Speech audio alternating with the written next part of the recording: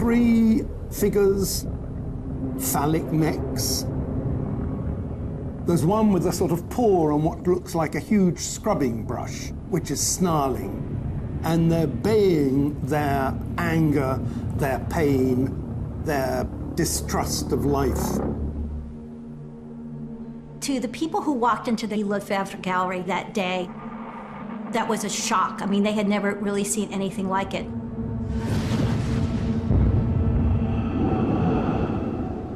It was just after the war when people didn't want to be disturbed. They'd been deeply disturbed already.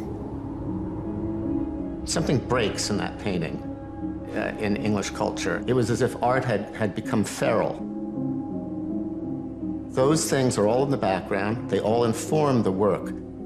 But you make a mistake if you explain the paintings through the war. What Bacon did, it was something different.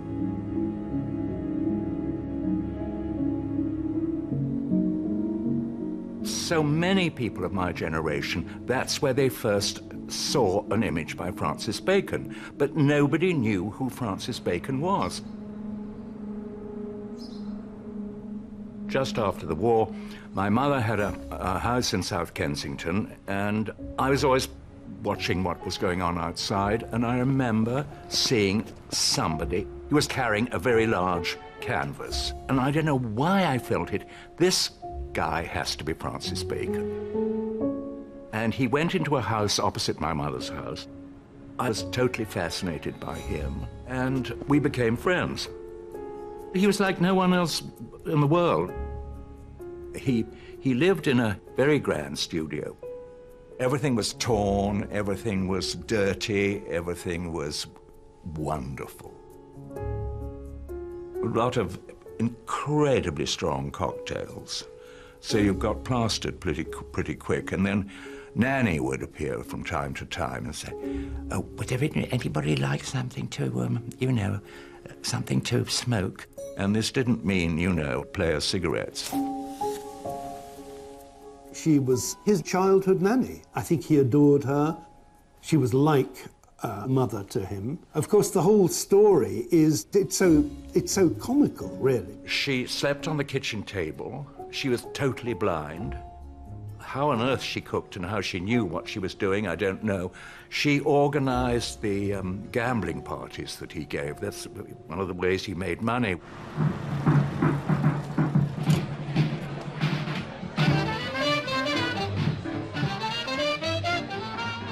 After the war, the entire sort of bohemian London began to coalesce around the Gargoyle, and then, of course, with the opening of the Colony Room by Muriel Belcher, that became sort of the epicenter of the lives of most of the painters, and of course, Francis Bacon was part of that.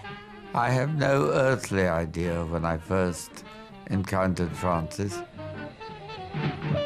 I most remember him in the Colony. And Muriel said that I was the only person who was allowed in from the age of 12. Francis had an extraordinary capacity to take advantage of any situation in which he found himself and to turn it into something wonderful and magical. And so you were immediately enchanted by his presence. It was like a piece of electricity coming into the room. I mean, charisma poured out of him. You couldn't take your eyes off him, He darted around like a bird, and these extraordinary eyes. Muriel offered him a 10-pound retainer a week to bring in his friends, which he proceeded to do. Des buffonies à Londres. Il adorait aller avec moi boire. Il n'est jamais arrivé à me faire tomber par terre par l'alcool. J'étais sa dernière amie femme vivante encore.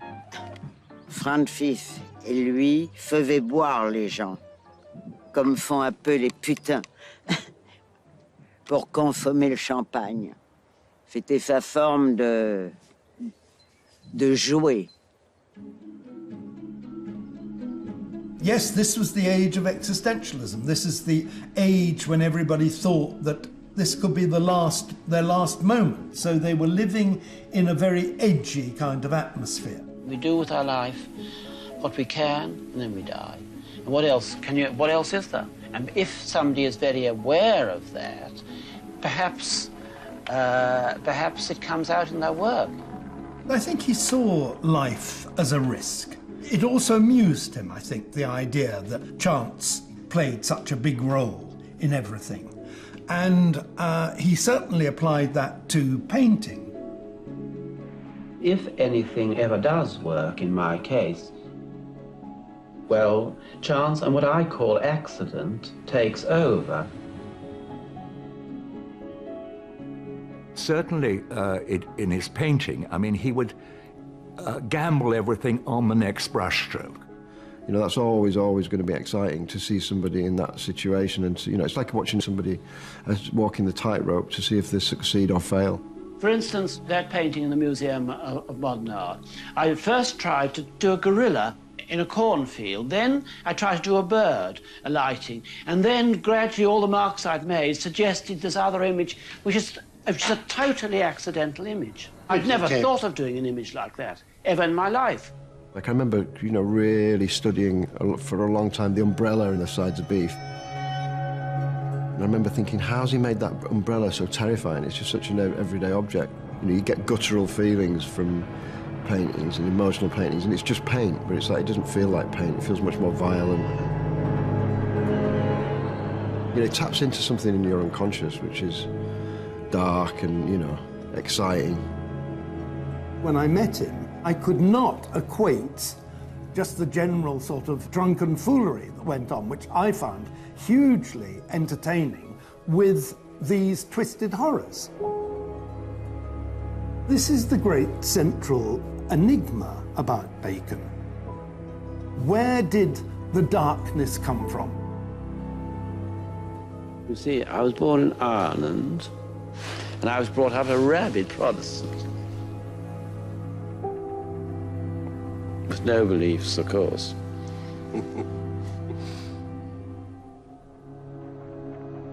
Neither my mother or father were Irish, but nevertheless, I was brought up in Kildare. My father was a trainer of racehorses. In the last interview that Bacon ever did, he spoke of his childhood and said it was like something cold and something hard, like a block of ice. And he attributed that to his shyness, which came from being asthmatic, that he could not interact in the world in the same way that ordinary boys could. Imagine growing up in a particularly horsey, outdoorsy world, and imagine that you have fragile lungs that are pulverized by any sort of dust, and you basically had to gasp your way through life. This had an enormous influence on Bacon. In the paintings, I believe it does come across, it's as though the air has been pumped out, has been sucked out of the space, and the figures are there, up against the glass, almost gasping for breath. He was growing up in Ireland by the age of 12. What do you do when you begin to have homosexual instincts? It was a deep-seated, deep-rooted problem with his father. Bacon's father, Eddie, was a very difficult character. Francis Bacon disappointed him in a major way. It was a fairly traumatic childhood. His father got his stable boys to whip him, and I think that started one or two things off. He sometimes talked about it, and he certainly said it to me privately, that one of his difficult dynamics in his life was that he really rather hated his father, but he found his father sexually attractive. Francis was a born masochist. It wasn't something he took up later and for kicks. Francis was through and through a masochist. More interesting, of course, is that he then went into the stables and had sexual relations with the grooms. And I think the buggering in the barn was a sort of important aspect of his background. It was a very odd sort of situation, and the father couldn't deal with it, and so he wanted him out of the house and try and get him straightened out.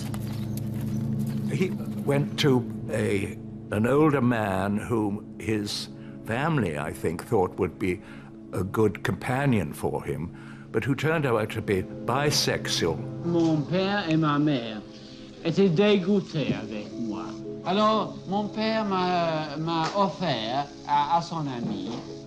Alors, il est devenu amoureux de moi. Il m'a emmené à Berlin.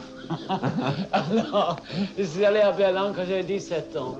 Alors, après Berlin, j'ai complètement déformé. He told it without any sense of hurt. But in fact, I think he'd been deeply, deeply wounded by this rejection. Berlin was huge to him, as it became to a whole generation of homosexuals around his age. He liked the fascination, the freedom, the absolute lack of authority in a way, which was hugely influential on him. Francis' experience Berlin was at its most famously debauched, where there were these crazy bars and sadism was the flavor of the period.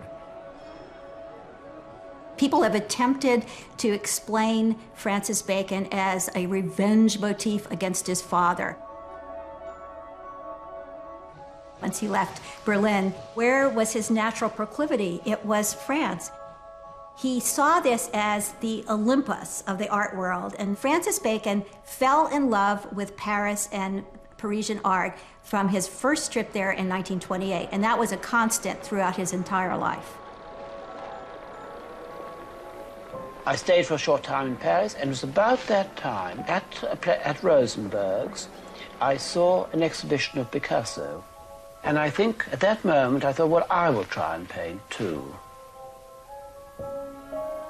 Francis Bacon's first career is a bit obscured because what he did in Paris in his famous trip once he left Berlin has been a subject of much mystery.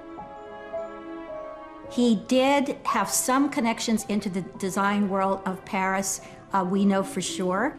By the time he came to London, a little known fact that we've discovered, he established himself in deepest Chelsea and was for 3 or 4 years part of a very important design and interior decorating world. He kept quiet about all that. He never mentioned it. Decoration was one of the foulest words in his vocabulary after that. Something that was decorative, particularly in art, was like non-existent. He sensed quite early on that he wanted more than that. Obviously, he had to make his way, and of course he made nothing from the painting, but the painting soon became the obsessive thing. He's almost like egging himself on to be confident enough to paint, and I love those early years paintings. I have the 1933 early crucifixion, the one like the Picasso bathers. I can't believe that I own it now. The first 15, 20 years of his life and career, so little of it survives. I mean, the ratio is about 1 per year. Between 1936 and 1944, there's an 8-year gap. We have no works at all. Now, he wasn't not painting, but Roy de Maistre, an artist who was extremely fond of Bacon, he painted a corner of Bacon's painting studio. And you see paintings stacked up in the corners of the room with their faces shown. We can see what he was painting. They're all destroyed. All these things we have these tantalizing glimpses of in another artist's work. There's the legend that grew up around this that Bacon himself fostered, was that he then just walked away from the easel and only to reemerge, of course, in the mid-40s with his great 3 studies. This is not true. One thing I feel certain about is that he really, really was painting all the time. He desperately wanted to be, by then, a great artist. He didn't want to be mediocre. There are many strains in his earlier painting that you can trace in the development and evolution of the look that appeared in 3 studies. About 1943, 44, and then I really started to paint. When at Lefebvre, We had that first exhibition with Henry Moore, Graham Sutherland, and it was then that I showed those three studies for figures at the base of a crucifixion, which people were very, very violently against those things. One of the usual bitchy critics to me said, why bother to do things like that when it's already been done by Picasso? It was Graham Sutherland, I think, who recommended him to Erica Browson, who was one of the brightest contemporary art dealers of the time. And when she saw his work, she saw the point of it right away. She sold his painting 1946 to MoMA, and that really was a very, very signal moment for Francis. He was always needing money to waste, you know, to gamble away. He was nothing but trouble to her, and she just tolerated it and helped him as best she could. She was nurturing. She was devoted to him. She was a woman who really looked after him.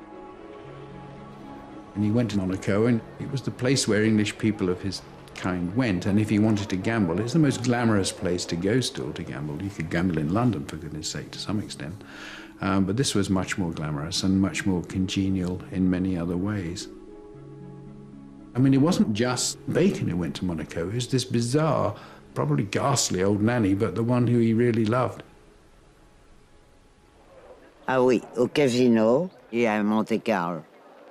Il jouait à toutes les tables, brutalement, comme ça, des piles de pièces. C'était un besoin la chance. Il aimait les risques comme risquer de tomber. He was terrible about getting paintings in on time.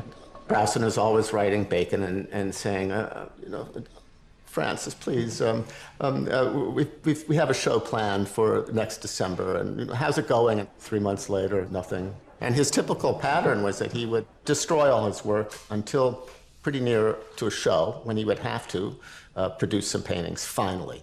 He was there most of the time between 1946, 49, even into early 1950, and produced almost nothing. He'd been rethinking what he must do in his art. He knew he must say something. It was no use being derivative of Picasso. And he knew, in fact, his subject must be the human body, and that it must come from his own life and his own experience. Part of what he had to express needed a new way of painting. The heads are astonishing.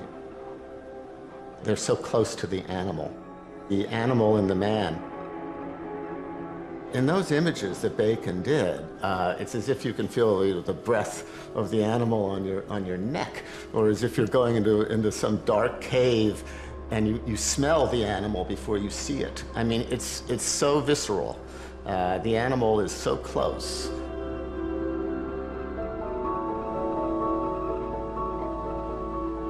The fact that Francis Bacon had no formal training probably freed him in a way that other people were not as free. He was not part of any movement. Francis Bacon was an outlier in a most interesting way. I think he probably did go to 1 or 2 classes and things like that. He certainly never mentioned that afterwards.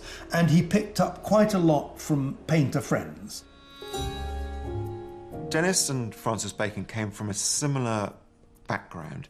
Both were untrained as artists, so this was a link, that both self-taught. Francis Bacon was inevitably the main event in Denis's life.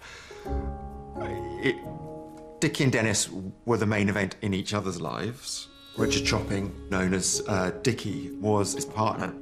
Bacon could have actually been a hell of a lot of trouble to the relationship, but he wasn't. And Denis would put up with anything, and Francis would equally put up with anything that Denis threw at him. And between them, this relationship went like that for many, many years. When they were partying and drinking together in Soho, they'd come and drag me out with them, usually 6 bottles of champagne ahead of me.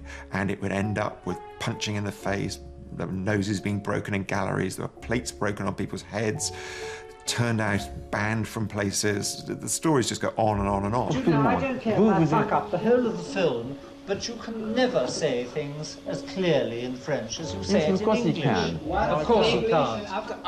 Go away, darling. Avec Rembrandt, avec Michel-Ange. Il l'aimait, il se détestait. Il y avait une jalousie aussi de la part de Denis, je crois, de la réussite de Francis, je crois. You know, you're going to be cheapened. Okay. Very. Very. Great. There were a lot of things that they were using as common subject matter. They both had boxing magazines. They had magazines of runners. They used Edward Muybridge's work. Denis did introduce Francis to Muybridge, arguably the most, with Picasso, the most important influence on his work. It's a very interesting work, and the images were tremendously suggestive to me of ways I could use the human body. Francis drew badly and was very conscious of it, and I think facing up to the fact that he had never been taught drawing, and he used Muybridge's amazing photographs of athletes in weird positions again and again, because the limbs were dead accurate, and he could use them as it were as sketches for a whole series of paintings. Above all, the painting known as The Buggers. I used to go and visit Lucian Freud and Caroline Blackwood. In their house, they had the painting, which they always called The Buggers, which is, I think, officially called The Wrestlers. I just simply thought it was a wonderful painting. I think that when you're very young, you don't have preconceived notions of what is shocking. You just look at things to see if they are beautiful. There is no doubt that this is Bacon and the most important lover in his life. This is their coupling, this is their moment of greatest intensity, and this is the trigger, really, of Bacon's greatest images. It's where everything comes together.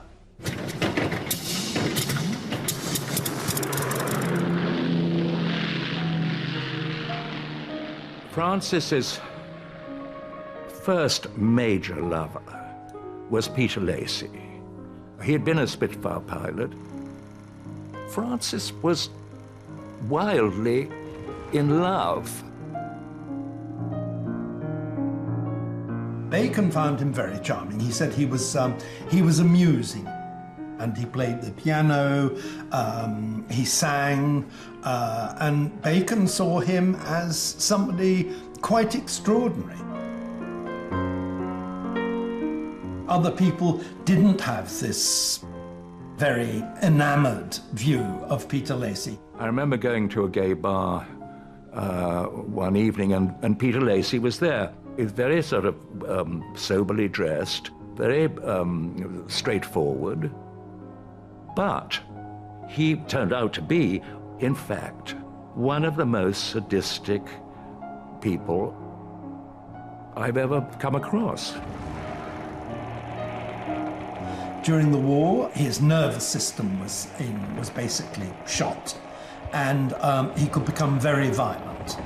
Francis was landed with a sadist who was going to thrash him to bits, and he hadn't got Nanny to fall back on. When Nanny died, was it 1951, he was heartbroken. She was his advisor, she ran his life. And he had to depend on himself. Est-ce qu'il avait besoin de contrôler les choses? Où il avait des instincts totalement naturels et brutals aussi. Mais pour ses sentiments, je crois qu'avec l'Archie, il n'avait pas de contrôle. C'est pour ça que je pense que c'était vraiment le grand amour.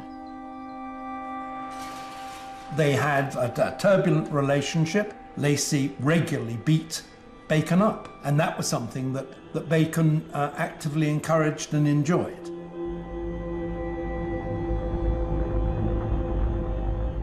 Peter had a house in the country, and Francis went there one weekend. God knows what he'd done to him already, but Peter Lacey simply threw him through a plate glass window on the second floor onto the garden at the back of the house. And Francis had terrible damage to one eye and to his face and so on, but this made him love Peter Lacy more, I think. And he turned these horrible, terrible things into magic, into great paintings. Peter himself was very often the subject of any male figure in the painting. He's always there, and I think he stirred the very depths of Bacon's being.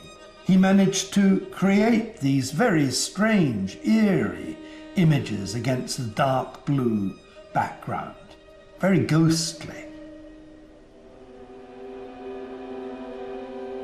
Peter Lacy's power over Francis, sadistic power over Francis, and I hope it won't shock people, was a very positive one.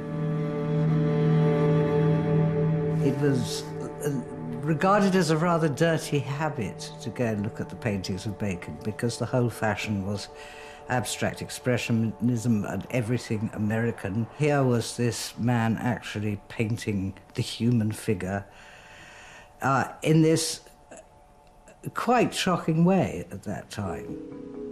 Bacon had a slowly growing reputation, but he was an extremely difficult artist. So it took a great deal of time for Bacon's imagery to become popular, but bit by bit, exhibition by exhibition, collector by collector, Bacon's reputation was being made. Peter Lacy said at this particular point, "You can come and live with me." And Bacon said, "Well, what does living with you mean?" And Lacy said, "Well, I could chain you to the wall." And Bacon said, "Well, the thing is, I did terribly want to paint." And so because of that, Lacy started visiting Tangier. By that time, the relationship had broken down. Bacon felt he needed to go to another stage. He wanted to go to the very top. And there was a powerful, relatively new gallery called Marlborough Fine Art. Bacon had been considering leaving Erica and the Hanover Gallery for some time because he was quite overwhelmed by debts. The Marlborough Gallery, for example, had deeper pockets, could pay a kind of salary. They were like a cash flow for him. I remember going in with him to pick up a wad of cash so that he could go on sort of inviting everybody in sight to champagne and dinner afterwards, and then go and play the tables. And the great attraction at that time for the Marlborough was what? But they've got, as they have galleries all over the world, perhaps they thought they could do something with me. Frank Lloyd, the owner, partner of Marlborough, realised that I think that Francis was going to be the golden goose if they marketed it properly. It did need a lot of managing, and the only release for the paintings came through Valerie. She was my direct boss. Francis Bacon's life at Marlborough revolved to a huge extent around Valerie Beston, or as he called her, Valerie from the gallery. She was always there for him. It was as if Bacon was the love of her life. And she was, you know, completely 100% devoted in the same way that Erica Brawson had been initially in his career. I mean, they were saying to Bacon, "We'll give you exhibitions at the Tate." And they absolutely delivered on their promises. You know, within 3 years, he got the first Tate retrospective.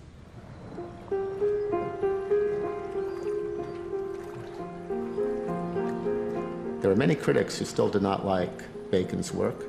The Tate retrospective in 1962, I think, was very important for him. At that stage, Peter Lacy was in Morocco.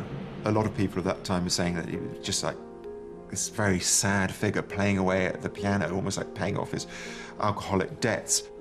Francis writes to Dennis, saying, "I've heard that he's falling to pieces. Can you find out for me? I really need to know. I can't concentrate on anything." Bacon is feeling pity for Peter. I'm totally upset over Peter. I can't bear to see anyone suffer because of me. I think Bacon created best when he was himself most disturbed, most at sea. Francis used to say, "I've used everybody in my life." He does go into a kind of crisis. That may have been what was happening with Bacon at that time. I think that was to do with his inner need to renew his art, to not repeat himself, to stretch. He did a painting right before the 1962 Tate exhibition called, I believe it's called 3 Studies for a Crucifixion. It's an indication of where he wants to go. It's a blood red and black triptych. In the left-hand panel, there is a paternal figure, more or less telling a smaller figure to go. I've always thought of that as Bacon being thrown out of the house. In the middle, there is a scene, a really bloody, mangled scene on a bed. It's the most extreme expression of the horror he felt about his life, I think, and what it felt to be Francis Bacon and all the horrors he'd witnessed. And he did describe the central panel as someone shot to pieces on a bed. And that's not normal language, not just from him, but for a Bacon painting. And in this case, well, it does look like someone shot to pieces on a bed. It looks like a murder has taken place. He would almost empty himself of his darkest, bitterest thoughts on canvas and be purified. But of course, he was Jekyll and Hyde. And so the two sides were there in the man. I remember going to the big 62 retrospective of the Tate. And I had a very nice girlfriend who was vegetarian, though she converted under my tutelage to meat, but she didn't convert to bacon. I think that was when he really came out as a superstar in Britain, anyway. And I think he saw this was a perfect moment for him to shine, and my God, shine he did. But amongst the telegrams of congratulation, he got one from Tangier saying that his great love, Peter Lacy, had just died. Bacon was convinced it was a suicide. He talked about it as a suicide, and that Peter had almost deliberately aimed for it to happen on the day his show opened. The painting of where Peter Lacy was buried was enormously, enormously powerful painting, full of, can't call it love exactly, but full of sort of dark sexual obsession.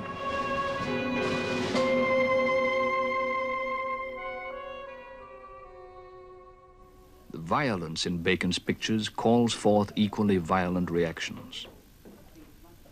David Sylvester was one of the first critics to recognize Bacon as an important artist. Actually, in your work as a whole, there are relatively few paintings that have ostensible subjects which might be called horrific. And most of them are fairly straight subjects of figures seated in rooms and so on.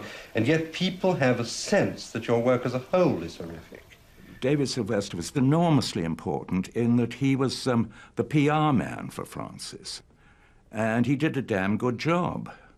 And because he was widely listened to, he was never off the BBC where he could hear the sound of his own voice. And he was perfect for Francis. I think I must have another drink. We might rest for a minute. Can we rest for a moment or not, or must it go on? Bacon and Sylvester together created a manifesto of his inner life as an artist. Those interviews had a very big impact on many, especially young artists. I mean, when I was a student, I completely devoured the David Sylvester interviews. It's like I read that, constantly over and over and over again.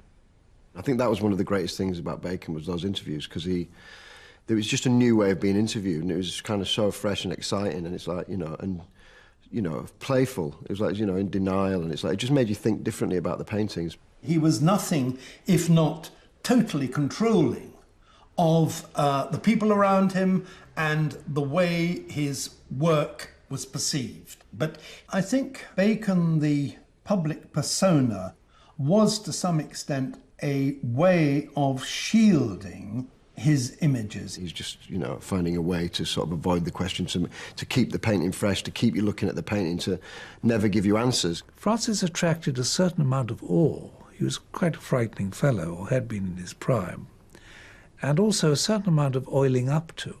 So I think the cult, or the fame, was built up in the 60s.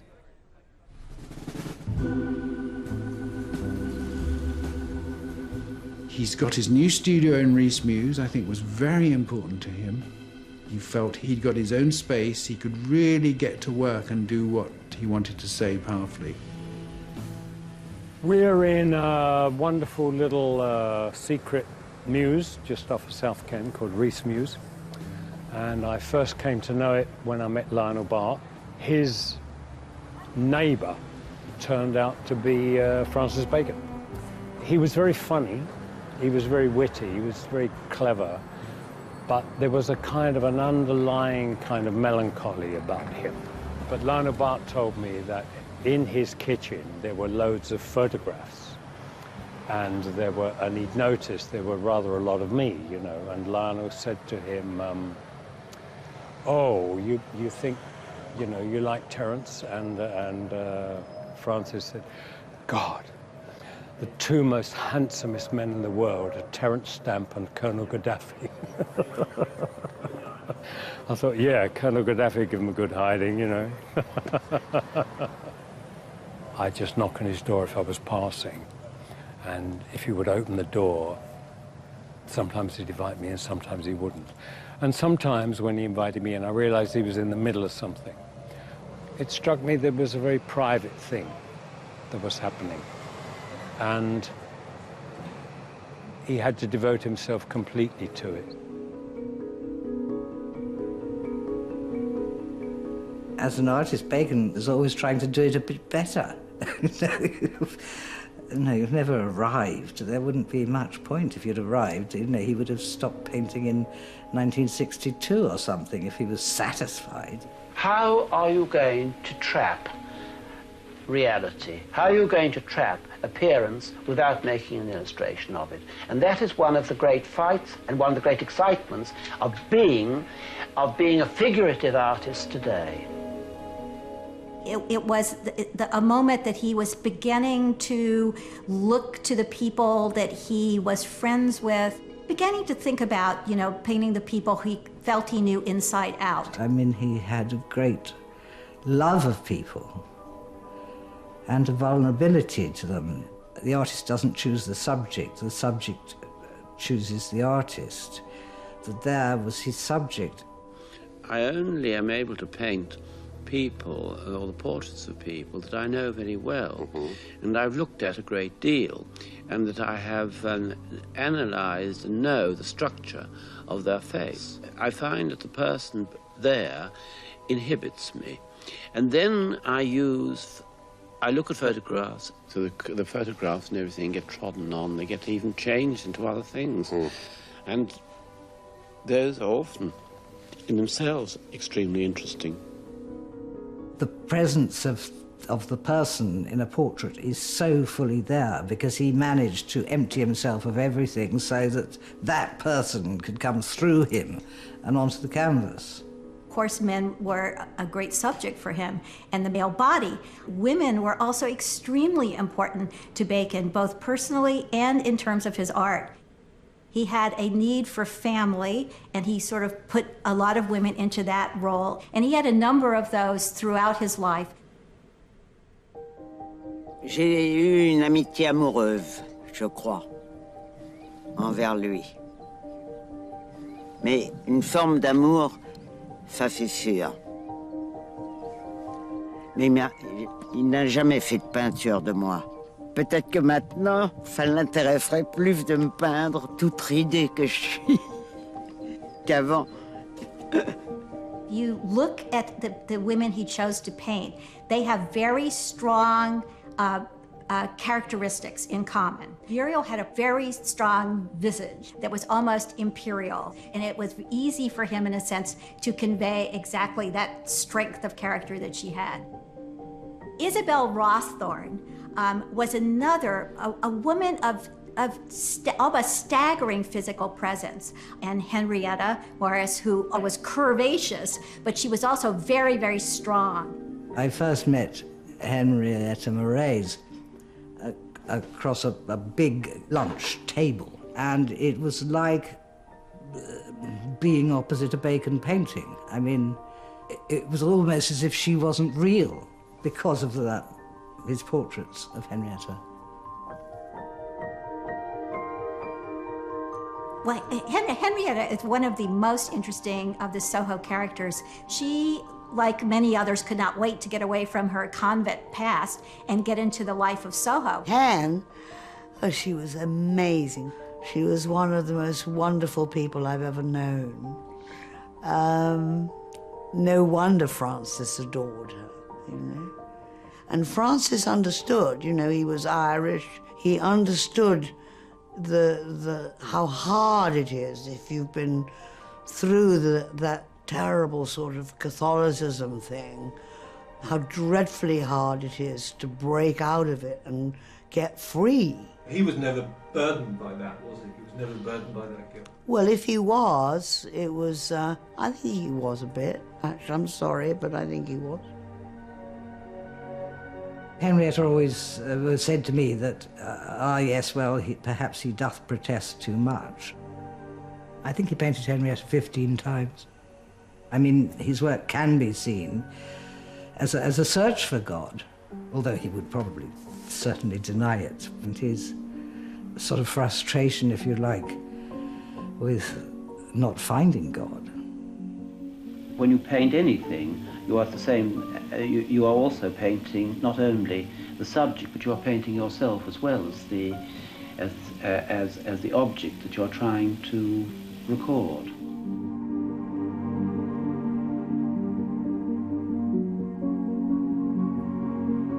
One time she didn't like there was one of the pictures where he had a hypodermic in her arm. It was a hypodermic syringe. It was a hypodermic syringe. But I wanted something to nail the image, the figure, as it were, to the bed. And it looked more logical with a hypodermic syringe. I couldn't put a nail through their arm, so it was much easier to put a hypodermic syringe. But it wasn't an attempt to suggest that the person was a drug addict. I can see what Francis was getting at, but I can also see that Henrietta didn't want that. Henrietta herself, later looking back at it, said, you know, in effect, oh my God, who could have known? This is prescience, and it's, you know, foreshadowing what was going to happen to my life that was to come, which was indeed much more druggy than, you know, Francis Bacon could have anticipated at the time he painted it. You know, we weren't really in the same crowd. I was much younger, and I was smoking hash and taking LSD, and Francis was a drinker. But then once I had left Mick, and my life kind of fell apart, really, and I was living on a wall in St. Anne's Court on heroin, so I didn't feel the cold. And I also had, but I didn't know it, anorexia. And I must have been on Francis's route from the French to Wheelers or something like that. And not all the time, but every now and again, Francis would go past my wall and sort of pick me up and take me to Wheelers and feed me. And the most wonderful thing about it, apart from the food, of course, was that he never commented or judged or said anything about my strange life, you know, me at 22, living on a wall in Soho with the meth drinkers and all that, you know. He never made any judgment or said a word. We had a wonderful time. We talked about absolutely everything. And that's when I told him about my great-great-uncle Leopold, which, of course, he knew all about. And we discussed de Sade and masochism and lots of very interesting things that I didn't realise till much later how interesting they were to Francis, you know, of course. But I guess something was up, you know.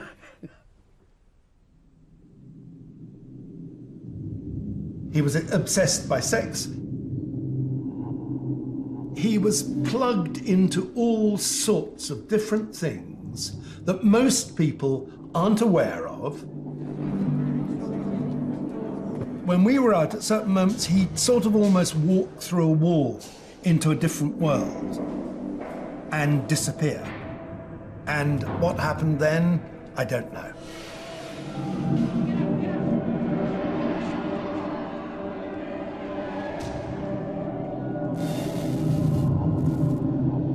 J'ai peur de la violence, même que j'ai subi la violence souvent.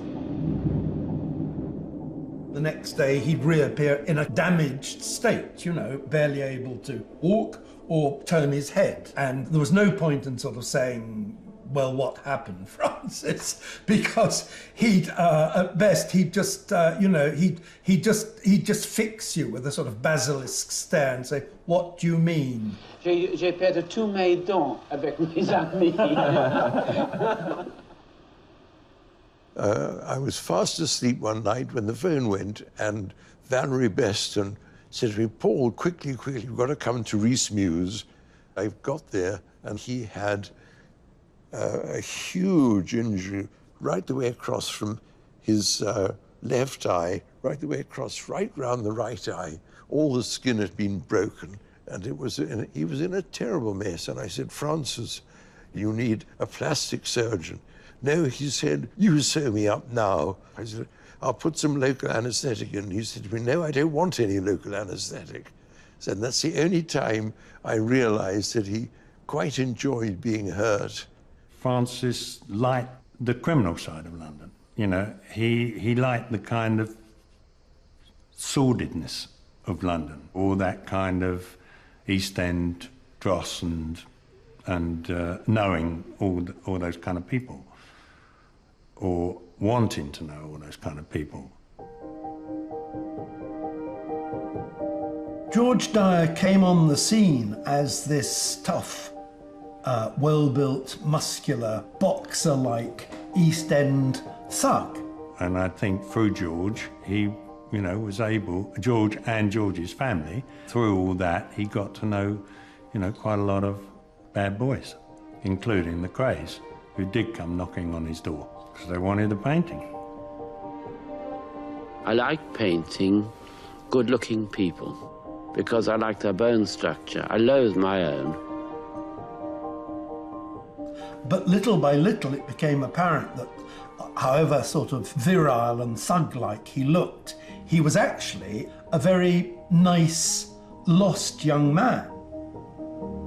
George was obviously rather reticent with the whip.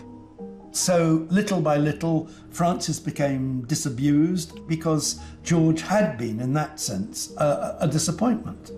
He was a kind of very feeble East End thug, and he liked children and animals and cuddling. Bacon said, oh, I hate the billing and cooing of sex. I just like the sex. And he wanted George to rape him, and George wanted to cuddle. Francis confided just about everything to do with his relationship with George. And it seemed that the sexual relationship had a real downturn. George was suffering from erectile dysfunction.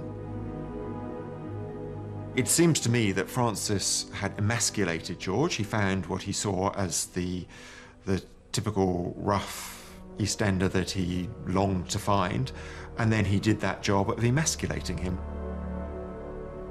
Francis did his best to make George Dyer into something, and I think he did that on canvas. Bacon was violent in the way he painted, that he was sadistic in the way he took apart George, with missing ears and missing jaws and missing eyes, missing everything, really. George was a bit appalled by the whole thing. He saw all these rich people standing around, sort of, you know, in this smart gallery. He said to me, he said, you know, I think they're horrible. They're really horrible. He said, and he thinks I look like that. George knew all the prices for the pictures.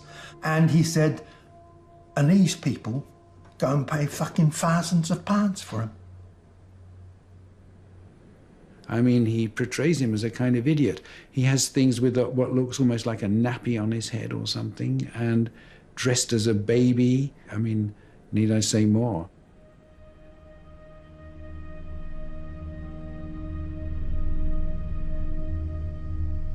There were certainly moments when things were firing up between them. They had lovers' tiffs. The one time when Francis phoned me and said, you have to come round right away because George has gone berserk and all my suits are in the bath and he's poured paint all over them and he's trampling up and down. And I went round and I couldn't get in because the front door was barred. So I had to back the vehicle up, get up onto the roof and go through the window where I was nearly throttled by George until he realised who it was. And he had in fact thrown 2/3 of the furniture down the staircase. Dyer is fighting in a way that he is just going downhill, downhill, downhill. It must have been terrible to watch. So it's almost like a desperate attempt to get back in with Bacon and show Bacon that he is still a man. Francis was painting fewer pictures of George. He was weary of him, I think, weary of his problems, of his drinking, of his carousing, of his unhappiness, perhaps. His better judgment told him that he needed to be shot of Dyer. Bacon began moving away from George. He looked more to Paris at a time when the other British artists were resolutely not looking to Paris. I think Bacon's interest in France goes all the way back to 1928, on his first trip there. Paris a eu une grande importance pour lui, je crois. À Paris, souvent fêtait bon. On allait restaurant, boîte de nuit, ça faisait. On a rencontré là, il voulait absolument le connaître, Andy Warhol. Tous les peintres et écrivains allaient là-bas. In 1971, getting a show at the Grand Palais was the great moment of his life. It was the turning point. Huge, the first English artist to be offered the Grand Palais. So really, really big time. It's very important this went well. I understand that the British Embassy were very worried in case a typical Bacon scene erupted and it was, something terrible happened there. George, Francis, myself, Miss Beston, all had rooms in this particular hotel. Everybody else was saying, don't bring George, he'll ruin everything. Dickie and Dennis and some others with Francis had gone out. And they saw the venue and there was a big red carpet and there were the soldiers standing there.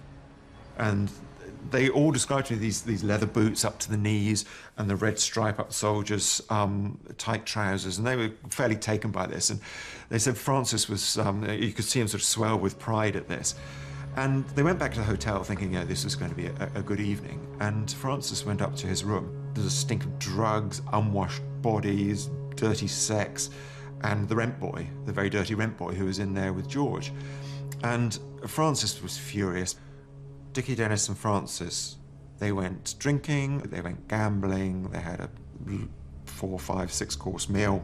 They hardly hurried home knowing that George was in such a bad state. I can't remember exactly the time, but it must have been sort of 2 o'clock in the morning. There was a knock at my door and it was Francis. And he said, could he come and spend the night in my room, because I had double, 2 beds. Because George had brought home an Arab with smelly feet. And it was so disgusting, you couldn't stand it any longer. And in the morning, he said, just go and see if George has got rid of the Arab. There was no evidence of George being around. You know, the bed was in a real state of disarray. And I then checked with Miss Beston around the room and looked in the bathroom, and George was on the toilet. Apparently, Miss Beston pushed him out of the way, went in there and did pulses and things like this and said, no, he's dead. I never even thought about it being a suicide attempt. It could well have been. We thought brought about by him being so drunk and taking the wrong tablets. And so she said, right, I'll take care of this. And Terry was pushed out of the way, and down she went, and Valerie did the fixing to then make sure that the death was found 2 days later. I think it was a joint decision between Francis, Valerie, and the hotel manager. Why was that decision made? It might have put the opening in jeopardy. It had to be sorted for Francis. It was bizarre to think that, you know, this body was going to be left in a hotel room overnight. You know, it's a hell of a thing to decide not to report a dead body. Whether that was Bacon's idea, you can't be sure. You know, I mean, it looks like maybe that's what happened, but it's still a hell of a thing. I mean, that's a crime.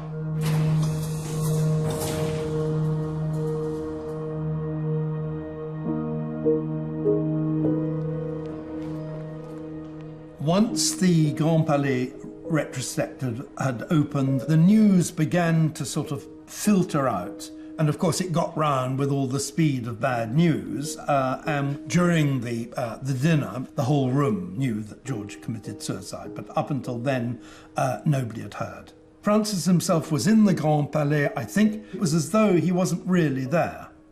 He seemed totally abstracted, he was pale, but he went through with the dinner because he felt that it was better to go through with it than to cancel. So the stories about Francis being told at the opening of his show and him being so brave and going ahead with the show despite having been given this dramatic news are absolute tosh. He knew that 2 days before. Someone may well have gone up to him and told him the story, but that was a bit of play acting. There was a picture that the French had bought, a big triptych, which actually has George sitting on a sort of beautifully painted, creamy white toilet. And because the French state had just bought it, President Pompidou paused for a long time in front of that image. He had to stand there and talk about this image, knowing that George had recently died in exactly that position. Qu'il a eu, il y avait les journalistes et caméras du monde entier qui étaient là.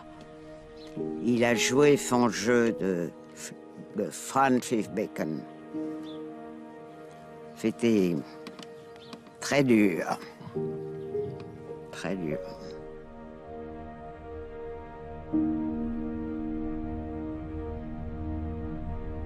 And it was all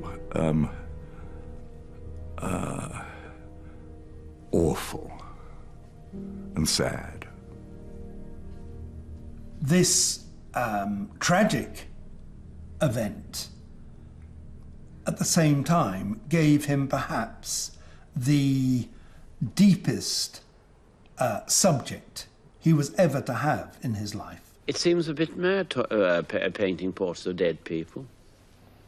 After all, if their flesh has rotted away, once they're dead, you have your memory of them, but you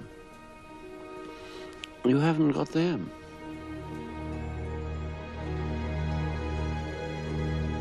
He actually went back to Paris to absorb the memories, to relive the events, and actually stayed in the same hotel where George had killed himself. And from this sort of well of guilt and grief, he dredged up these extraordinarily haunting images that are some of, I think, the most profound images in painting.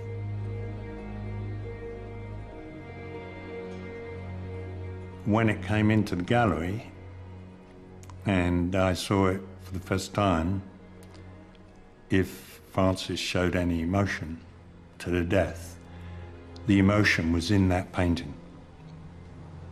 Everything that he felt about George was in those paintings.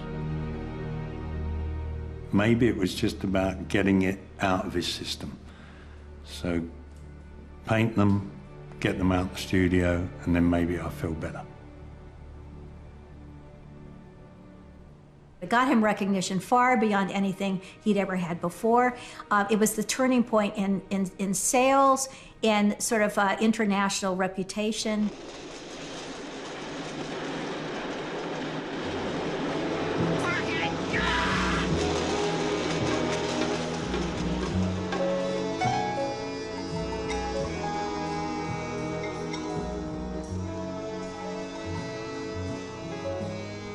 He was very much collected by very important film directors and influenced, of course, in the actual films, Pasolini and Bertolucci. He was au courant, you know, and the power of his paintings fitted the period. And certainly is a great inspiration.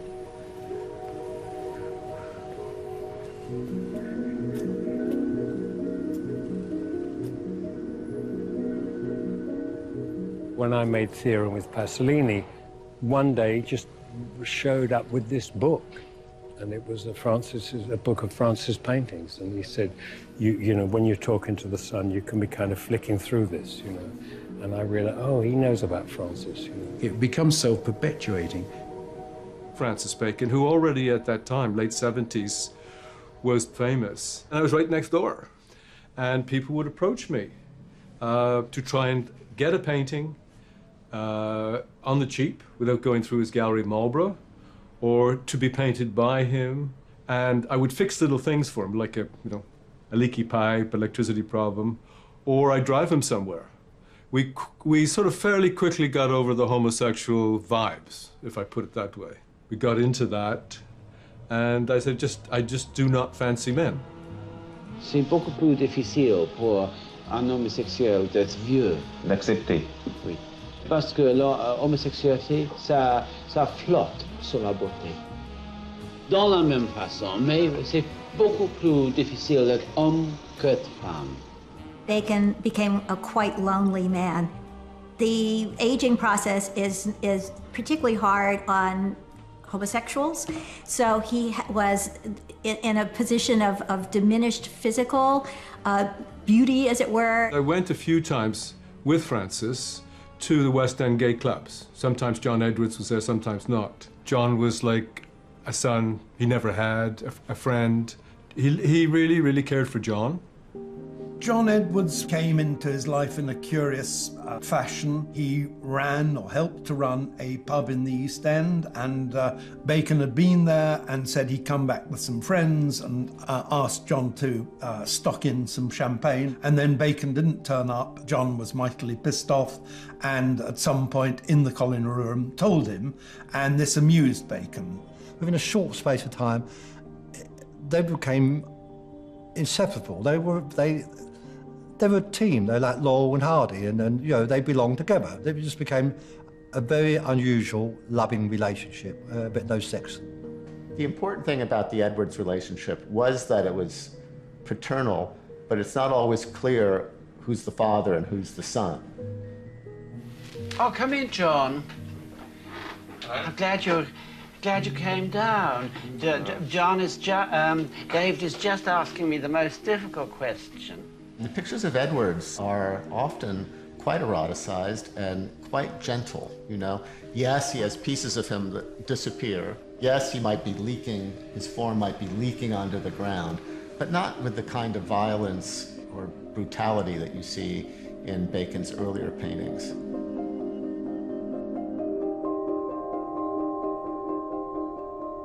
I often think of The Tempest in Shakespeare, that there's a sort of almost an eerie calm in Bacon's later work. There's something rather beautiful and simplified. A new period, a third period of Bacon's work, the late landscapes. Bacon only did about 10 of them before he died, but that's a discrete body of late work which is absolutely great, and some of his greatest work. He desperately wanted to be a great artist. He destroyed right up to the end of his life, and by then every time he took a knife to a painting, he'd just thrown away £1 million, which is really admirable, I think. By 1982, he was very famous, and he couldn't just crumple up the canvas and sort of put it in the dustbin outside 7 Rhys Mews, because people were constantly going through his dustbin looking for Bacon scraps, okay? So he wanted them absolutely destroyed. So he would phone me up, and I would go over right away, and I would do it. And the only way to destroy them was with a Stanley knife. So you cut into it, you cut strips, cut all the strips, and then put it in a rubbish bag, and then they were taken over to the Chelsea dump. And if you gave the man a fiver who ran the fire, he would take the bag right in front of your eyes, and things would be burnt there. Okay, and then I'd report back to Francis that I did this. What does it feel like to destroy? Terrible. It's heart-wrenching, gutting, terrible to destroy a Francis Bacon painting. And some of them, I mean, I obviously looked at them, I thought, pretty good. I would like to have one. I didn't. No. Stupid. Quand on vient dans votre atelier, chez vous, est-ce que vous avez toujours beaucoup d'amis? Toujours des visiteurs. Je ne peux pas dire des amis, mais j'ai... What's vultures in French? Des vautours. Qu'est-ce qu'ils viennent chercher chez vous? Ils commencent à chercher l'argent comme tout le reste du monde. Mais après, de temps en temps, il devient un peu détourné aussi. Francis trusted John. He would trust John with everything, you know, from the early point. I remember John coming home and saying, "Christ, Francis, he told me where he keeps his money, where he keeps this, where he keeps that." It's quite understandable that the circle would look like this and say, who is he? What's he want? Is he trying to take advantage? So yes, there was definitely suspicion. I must have first met John Edwards with Francis, presumably in Muriel's. He thought it was very funny to handcuff me to the bar. And he said he was going to place a bet. And I didn't have any appointment or anything I was doing that day. It was a free day. So I wasn't worried. But it took him an hour and a half or a little more to place his bet. And so he eventually did reappear, just when I was wondering what I would do if I was going to be there for the night. It was only one arm, so my drinking arm was free, and I was sitting drinking anyhow. Most important thing for Francis was that John had enough money to last his life. He changed his will. And when you think of Francis and how complicated his life was, this will was 1 page long, 1 page. And everything went to John Edwards if he succeeded Francis by 3 months. Francis always made John aware that he would inherit a lot of money. Well, Bacon said he thought about death every day of his life. And as he aged, it must have become more and more present to him, death. And as his friends died, others died. The death of Muriel, I think the fading of the colony must have been difficult for Bacon. In the 80s, Soho really had ended. It was pretty much, running on fumes. And I think that had a very depressing influence on Bacon on top of everything else. You know, it's what is it, 40 years on or something, and he would have been reminded greatly about the passing of time. Well, I'd seen Bacon around a lot, but never spoken to him because I kind of, you know, he was I guess a kind of hero or something. So, and I was quite young, but I'd seen him in, I used to see him in cafes in Soho. And if I'd been out late, I'd end up, you know, going in early in the morning into a cafe, and sometimes he'd be having breakfast. So it was quite kind of odd to be in the same room as him and not speak to him. But then I just thought, what the hell would I say or whatever. In his last years, he looked very old and very tired, and he must have felt very pained at that moment, you know, to see sort of the world flashing before his eyes. John wasn't always there for him. John was there to support him and everything, but he wasn't there 24/7. From day one, John had his partner, Philip. They'd been together probably 5 or 6 years before Francis came on the scene. And that was a no-go area. That was John's life. Francis was totally aware of that. Joned was traveling a lot. He didn't live in London. And again, I was living, 20 meters away from him. So it deepened his trust in me. The opportunity came up to arrange a supper party at my place for Francis Bacon. Sir Frederick Ashton had already committed to come, who was the great choreographer of the time. I was left with an empty seat. And I thought, who can I invite? Jose Capello was someone I used to see at first instances at the Royal Opera House. He was interested in art, and I phoned Jose, and he leapt at the chance. And Ashton and Francis took an immediate liking to him. And Francis was rather famous, of course, for liking a certain amount of roughish trade.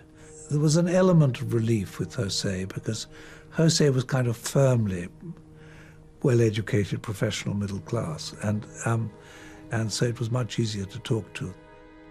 I think John would have been happy for Francis. Because there was no jealousy there between them. Nothing for John to worry about. John, had all the keys to all the boxes. Francis Bacon and Jose Capello shared a safety deposit box at Harrods. They both had keys. John wanted the key from Jose. Jose was very difficult to read as far as what really drove him. And I never went further. He would clam up. They were traveling together. They would go to Venice, Madrid. Francis would come back with a big smile on his face. He was a happy man. He was in love. And for Francis, that obviously meant sexually was going well. Yes, in 1988, he's inspired. He reworks, restudies. It is not brutish any longer, It's as if the monsters have been turned into silk, and they no longer are going to jump out of the frame and bite you. There's something distant, but that's kind of fascinating too, I mean, to look at your earlier work and your earlier juicy brutality, and then make it more designed, distant, behind glass. It's another feeling. The figure at the base of the crucifixion, I mean, that's just an unbelievable painting. I mean, I made a couple of pieces which were directly, taken from Bacon paintings. Like I made a three-dimensional triptych. I saw these kind of terrifying social spaces that Bacon was painting. I remember thinking, I wonder if I could actually make these spaces. I got a phone call from the Saatchi Gallery and they said, Bacon was in today and he was stood in front of your sculpture for an hour. And I was like, an hour? No, it can't be an hour. It's around September 1990. We went up to Saatchi's. The first time we saw Damien Hirst. He liked one piece in Damien Hirst, and we came back and we were having drinks. Now, after you've drunk a bottle of wine, you come to things that really matter, and it's not looking at Damien Hirst, it's your love affair. Jose had framed it like, Francis, I want to stay your friend. That means no more sexual relationship. And for Francis Bacon knew exactly what it meant, and he was devastated. So Francis, in his cups, told me about the relationship in those 2 years with Jose, and the fact that he'd given Jose $4 million US and 2 of his paintings. I could read his pain, how gutted he was, his anguish. Well, I would say he slowly deteriorated from 1990 over the following 2 years. And I took him to one specialist after another. and none of them could help him. He kept saying to me, I've got to go to Madrid because I want to see José. Il avait ce besoin-là. Il avait besoin de certains masochismes. Ça, je pense. Je peux pas en être certaine, mais presque. Il m'a appelé avec une voix très différente que d'habitude. Mais c'était une voix comme s'il voulait me parler. Je sais pas. C'est peut-être une idée à moi, mais je ne crois pas. Sa voix était totalement différente. Il devait sentir la mort, je suppose. Et ça me trouble beaucoup, ça.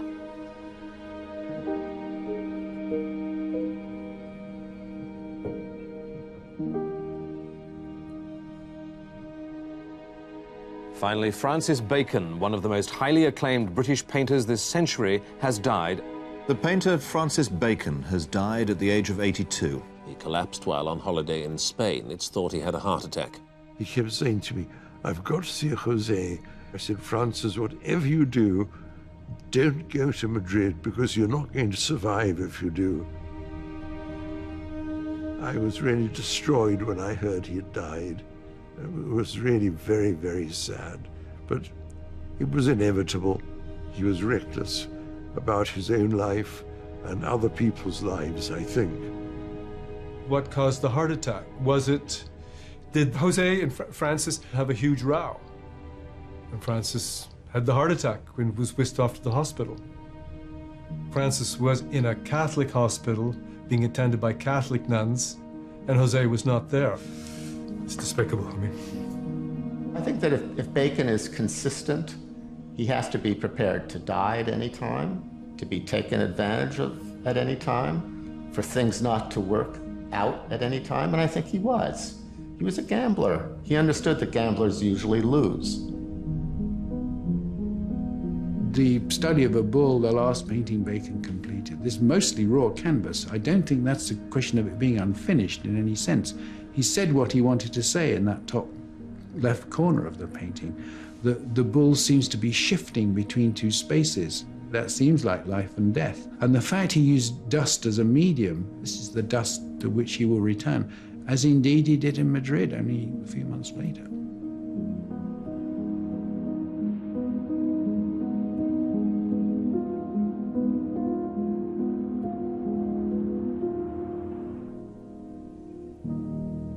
Whatever it is, 50 years, 75 years later, they seem even more important, more monumental in their effect.